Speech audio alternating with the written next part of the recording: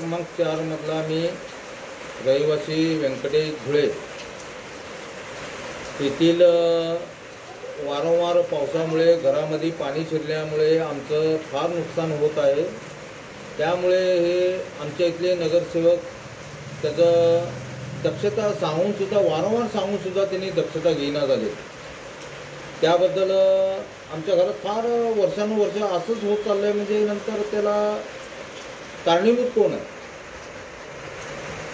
गेले सुरू मारी हां आमच्या येथील ड्रेनेज पाईपलाईन जे बारका असल्यामुळे त्या ड्रेनेज लाईन बॅकअप झाल्यामुळे घरामध्ये त्या शंकर गॅरेज ते पूर्ण श्रीरामनगर जे वाहत आलेलं पाणी पूर्ण ड्रेनेज लाईन चोकअप झाल्यामुळे घरामध्ये पाणी भरपूर शिरत आहे। आणि त्याच्यामुळं बघा हे बघा पाणी, आणि ह्या पाण्यामुळे आमच्या घरात फार नुकसान झालेलं आहे।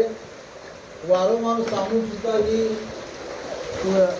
त्याची त्यांनी दक्षता म्हणजे त्यांनी घेऊन त्याचं वारंवार सांगूनसुद्धा हे खाण्यापिण्याचं जे साहित्य जे आहे पाण्यावर तरंगत आहे वारंवार। आणि संध्याकाळी आम्हाला झोपाचं सुद्धा अवघड झालेलं आहे। असं होऊन सुद्धा ही म्हणजे त्यांना वारंवार सांगून सुद्धा त्यांनी त्याचं हे घेईना झाले, मनावर घेईना झाले। हीच माझी नम्र विनंती आहे। वारंवार सांगून सुद्धा ही त्यांनी हे ड्रेनेज लाईनचं जे बॅकअप होऊन जे घरात जे पाणी शिरतं आणि हे सुद्धा नगरसेवक सुद्धा त्यांना सुद्धा सांगून सुद्धा हे होत नसेल तर आमदार साहेबांना स्वतः आवर्जून मनावर घेऊन हे करून घ्यावं। नमस्कार, मी निखिल यादव, प्रभाग क्रमांक 4 श्रीरामनगर येथे राहतो। मी मागचे 10 ते 15 वर्ष झाले इथे राहतोय।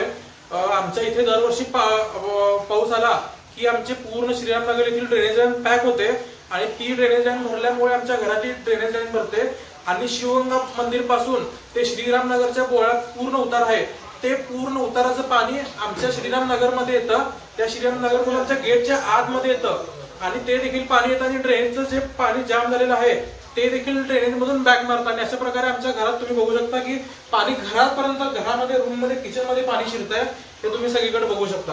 आणि आम्ही याची तक्रार नगरसेवकांकडे वगैरे खूप केली, पण या कामाची कोणीही दखल घेत नाही। इकडे कोणी वळून पण बघत नाही। पाऊस आल्यावर देखील ते फक्त येतात, बघून जातात, पण पुढे काहीही होत नाही।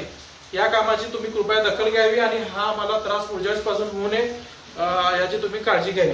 दर्शन मराठी चॅनलला सबस्क्राईब करा, बेल बटनला क्लिक करा व लाईक करायला विसरू नका।